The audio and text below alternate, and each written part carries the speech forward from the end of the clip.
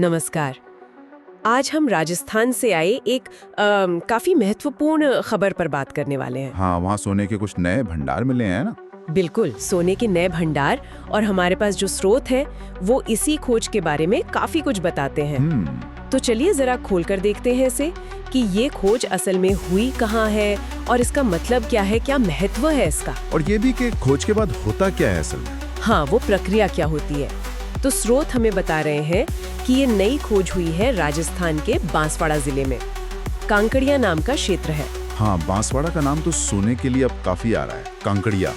और दिलचस्प बात यह है कि ये भंडार शायद कोई 3 किलोमीटर के दायरे में फैला हो सकता है। शुरुआती अनुमान तो यही कहते हैं। 3 किलोमीटर, ये तो काफी बड़ा क्षेत्र हुआ। हाँ, और जैसा आपने कहा, ये बांसवाड़ा में कोई पहली बार नहीं हुआ है। इसी इलाके में पहले जगपुरा और भूकिया में भी सोना मिल चुका है, तो ये तीसरा है अब। बिल्कुल, कांकड़िया में ये तीसरी पुष्टि होना, ये दिखाता है कि वहाँ सोने की मौजूदगी शायद ज्यादा है, फैली हुई है। सिर्फ एक जगह मिलना और एक पूरे बेल्ट में मिलना, इसमें फर्क है। सही कहा। तो ये मतलब भारत के लिए भी एक अच्छी खबर है, क्योंकि हम सोना आयात तो बहुत करते हैं। हाँ, बहुत ज्यादा आयात करते हैं। तो देश के अंदर ऐसी कोई भी खोज, वो भी इस पैमाने की अगर संभावना बनती है, तो वो महत्वपूर्ण तो है ही। अच्छा, तो मान लीजिए पुष्टि हो गई कि हाँ, यहाँ सोना है, इसके बाद क्या होता है? मतलब क्या सीधा खुदाई शुरू हो जाती है? नहीं, उतना आसान नहीं होता। ये तो बस पहला कदम है, पुष्टि होना। इसके बाद भूवैज्ञानिक जो होते हैं, उनकी टीम आती है। ओके। वो और ज्यादा गहरा विस्तृत सर्वे करते हैं। ड्रिलिंग होती है, मतलब जमीन में छेद करके जी। नमूने निकाले जाते हैं, सैंपल। अच्छा। हाँ, उन सैंपल्स की फिर लैब में जांच होती है, ये पता लगाने के लिए कि भाई चट्टान या मिट्टी में सोना है कितना, मतलब अयस्क कितना है, और उस अयस्क में सोने की मात्रा, उसकी प्योरिटी कितनी है। और एक बहुत जरूरी सवाल का जवाब ढूंढा जाता है कि क्या इसे निकालना आर्थिक रूप से फायदेमंद होगा। अच्छा, मतलब खर्चा पानी भी देखना पड़ता है। बिल्कुल। मान लीजिए सोना तो है, लेकिन वो इतनी गहराई में है या इतनी कम मात्रा में है कि उसको निकालने और साफ करने का खर्चा ही सोने की कीमत से ज्यादा बैठ जाए, तो फिर कोई फायदा नहीं। हाँ, तो फिर वो प्रोजेक्ट शायद आगे ना बढ़े। तो ये इकोनॉमिक वायबिलिटी, ये बहुत अहम होती है। ये तो वाकई पूरी एक प्रक्रिया है। खोज की खबर जितनी सीधी लगती है, असल में सोने तक पहुंचने का रास्ता काफी लंबा है।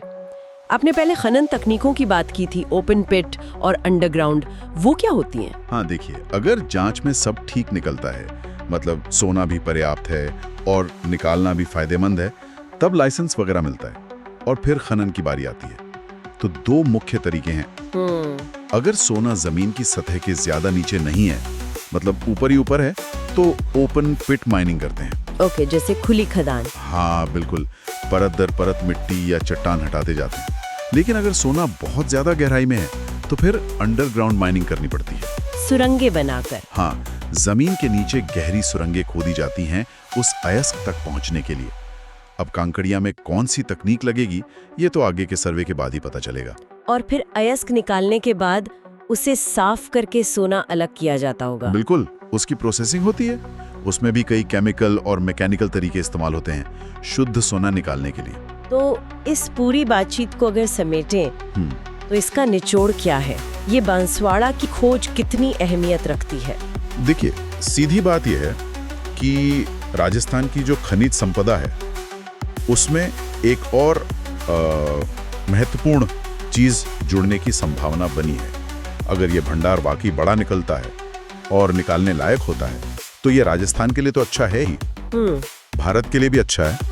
स्थानीय स्तर पर रोजगार के अवसर बन सकते हैं, राज्य को रॉयल्टी वगैरह से आमदनी हो सकती है। तो संक्षेप में कहें तो राजस्थान के बांसवाड़ा के कांकड़िया क्षेत्र में एक बड़े सोने के भंडार की पुष्टि हुई है, और ये उस इलाके में पहले से जो भंडार मिले हैं, उसी कड़ी में एक और नाम जुड़ गया है। हाँ, बिल्कुल। और ये पूरी प्रक्रिया, जैसे हमने बात की, खोज से लेकर सोना निकालने तक, ये काफी जटिल है। इसमें कई चरण हैं। हमारे स्रोत हमें इसी प्रक्रिया की एक झलक दे रहे हैं। यहाँ एक पहलू और है जिस पर शायद अभी ज्यादा जानकारी ना हो, लेकिन सोचने लायक है। वो क्या? वो ये कि जब इतनी बड़ी कोई माइनिंग परियोजना शुरू होती है, तो उसका वहाँ के पर्यावरण पर क्या असर पड़ता है, और जो लोग वहाँ रह रहे हैं उन समुदायों पर क्या प्रभाव पड़ता है। हाँ, ये तो बहुत जरूरी सवाल है। विकास और पर्यावरण का संतुलन। बिल्कुल। तो आर्थिक लाभ के साथ साथ इन पहलुओं पर भी ध्यान देना होगा। ये ऐसे मुद्दे हैं जिन पर भविष्य में और जानकारी सामने आएगी जब ये प्रोजेक्ट आगे बढ़ेगा। ये भी देखने वाली बात होगी।